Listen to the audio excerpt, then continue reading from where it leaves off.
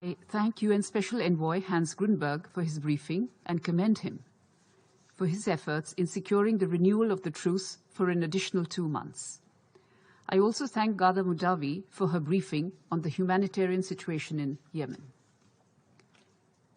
India welcomes the renewal of the truce, which indeed comes as a relief to the people of Yemen and whose lives have been devastated by the 7-year-old conflict.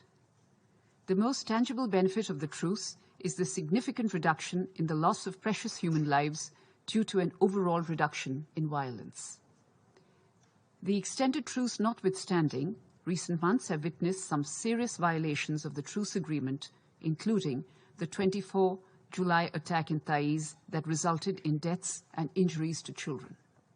We condemn such attacks and urge all parties to adhere to the truce agreement. We are also concerned by the limited progress in the opening of roads in Taiz and other governorates.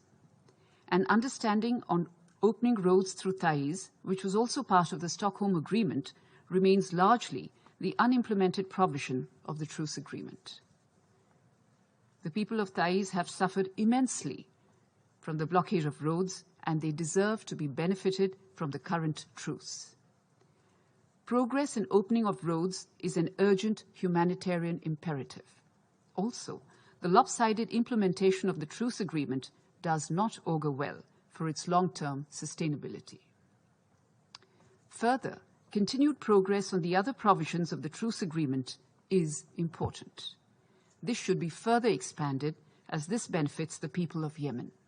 Mutually acceptable solutions to issues related to their implementation, such as travel documents and proper use of fuel shipment revenues, should be arrived at quickly.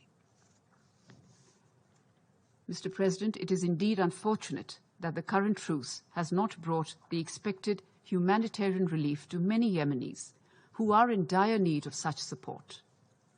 Actual delivery of aid had to be scaled down due to a lack of funds for aid operations and global inflation in commodity prices. We hope that the situation would be reversed soon with the increased funding received in recent weeks. As far as India is concerned, and as a long-standing friend of Yemen, we have always prioritized the humanitarian needs of Yemen.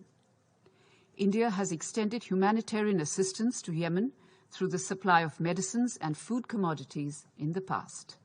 Our hospitals have received thousands of Yemenis for medical treatment, even during the COVID pandemic. India has also exported more than 250,000 tons of wheat to Yemen since April this year to mitigate the adverse impact of supply changes in the global commodity markets on Yemen. We remain committed to do so in future as well. Humanitarian aid alone, however, will not solve the current crisis in Yemen. Urgent international support is also required to stabilize Yemen's economy and prevent the deterioration of basic services. Mr. President, the truce so far has provided the longest period of relative calm in Yemen since the eruption of the conflict. This must be prolonged, consolidated, and further expanded into a durable and lasting ceasefire. Such a ceasefire would build more confidence amongst the parties and provide a favorable environment for the political track. Mr. President, we have no doubt that only a robust and inclusive political solution, which meets the legitimate aspirations of all Yemenis, can end the conflict in Yemen. We urge the Yemeni parties to work towards such a solution and engage with the UN Special Envoy constructively in this regard. Thank you.